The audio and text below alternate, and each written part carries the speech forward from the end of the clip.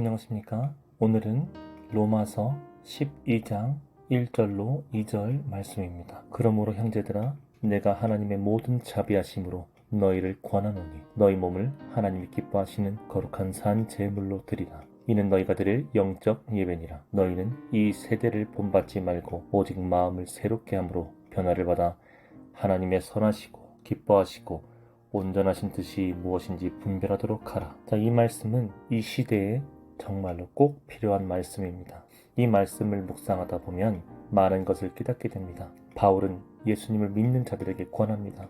그냥 권하는 것이 아닌 하나님의 자비하심으로 권합니다. 자비란 크게 사랑하고 가엾게 여긴다는 뜻입니다. 긍휼이란 단어와 같이 하나님의 속성을 잘 드러내는, 잘 나타내는 단어라고 생각이 듭니다. 긍휼은 불쌍하고 가엾게 여겨서 도와준다, 가엾게 여겨서 돕다라는 뜻이 있습니다. 하나님의 모든 자비하심으로 곧 하나님의 우리를 향한 오래 참으심과 그 사랑하심을 나타냅니다. 하지만 우리는 이러한 자비하신 하나님을 이용하여 사는 것을 봅니다.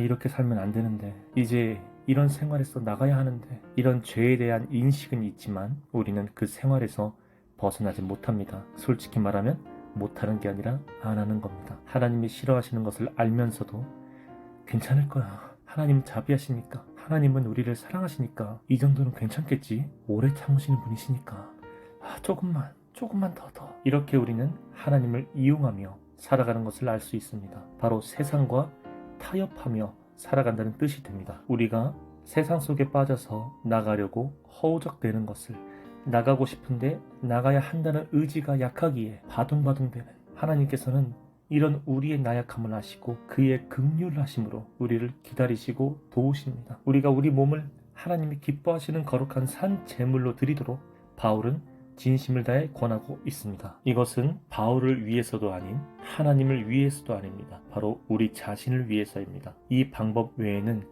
다른 길은 없기 때문이죠. 우리 몸은 우리 게 아닙니다. 우리의 본 모습은 영입니다. 우린 잠깐 동안만 이 세상에 사는 겁니다. 잠시 사는 동안 거하는 집이라고 생각하면 되겠습니다. 우린 이 집을, 곧 우리 몸을 내 거라고 마음대로 더럽히면 안 됩니다. 우리 집을 주신 분은 하나님이시기 때문이죠. 성령 하나님이 우리 몸의 주인으로 계셔야 합니다. 우리 몸을 거룩한 산 제물로 드리라는 것은 바로 우리 몸을 성령님이 거하시기에 부족함이 없도록 성전으로 만들어야 한다는 뜻입니다. 이것이 바로 우리가 마땅히 드릴 영적 예배입니다. 주일에 우리는 몸의 옷을 입고 교회에 나갑니다. 몸을 입고 갔지만 예배를 드리는 것은 영이죠. 곧 24시간 내내 성령님이 거하실 수 있도록 거룩하게 이 몸을 준비되어야 한다는 뜻입니다. 항상 예비하도록 준비 태세를 갖추는 것, 이것이 바로 영적 예배가 되는 것입니다.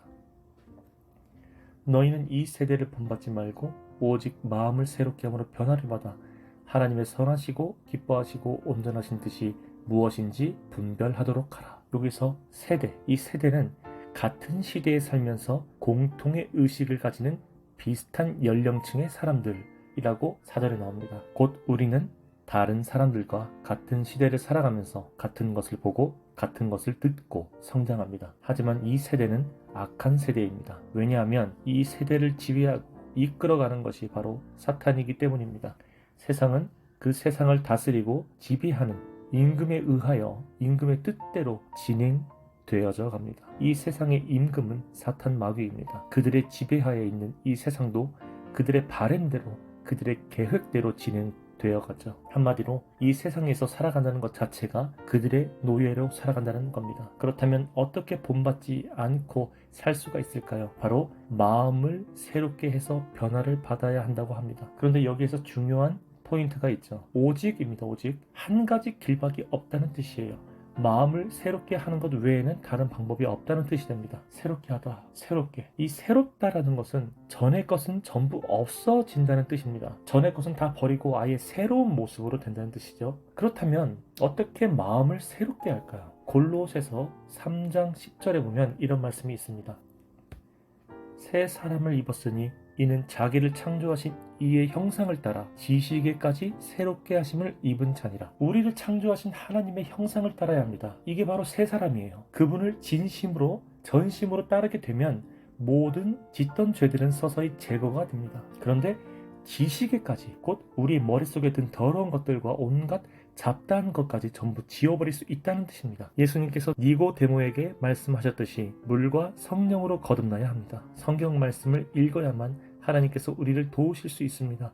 성경 말씀과 기도가 동반돼야 하나님이 일하실 수 있습니다. 그래야 하나님의 선하시고 기뻐하시고 온전하신 뜻을 분별할 수 있게 되는 것이죠. 결론을 맺겠습니다. 저도 잘 압니다. 제가 이렇게 세상 속에 빠져서 허우적 대받기에 잘합니다. 이 사단의 늪에서 빠져나오기가 쉽지 않다는 것을 그 누구보다도 더 잘합니다. 우리의 힘으로는 죽었다가 깨어나도 벗어날 수 없습니다. 사탄보다 뛰어나신 분의 힘을 빌려야만 합니다. 바로 사탄이 듣기만 해도 벌벌 떠는 그 존귀하신 예수 그리스도의 이름만이 그들을 이길 권세가 있습니다. 바울이 우리에게 진심으로 예수님의 마음으로 권하고 있습니다. 우리 몸을 하나님이 기뻐하시는 산 제물로 드리기 위해서는 이 세대를 본받지 말아야 합니다. 마음을 새롭게 하여 변화를 받아서 그분의 뜻을 분별해야 합니다. 자신의 모든 죄짐을 예수님께 맡기고 좁은 길로 들어가십시오. 기도와 말씀으로 전신갑주를 입으십시오. 그리고 사탄의 모든 것을 박살내십시오. 이것이 우리가 마땅히 드려야 할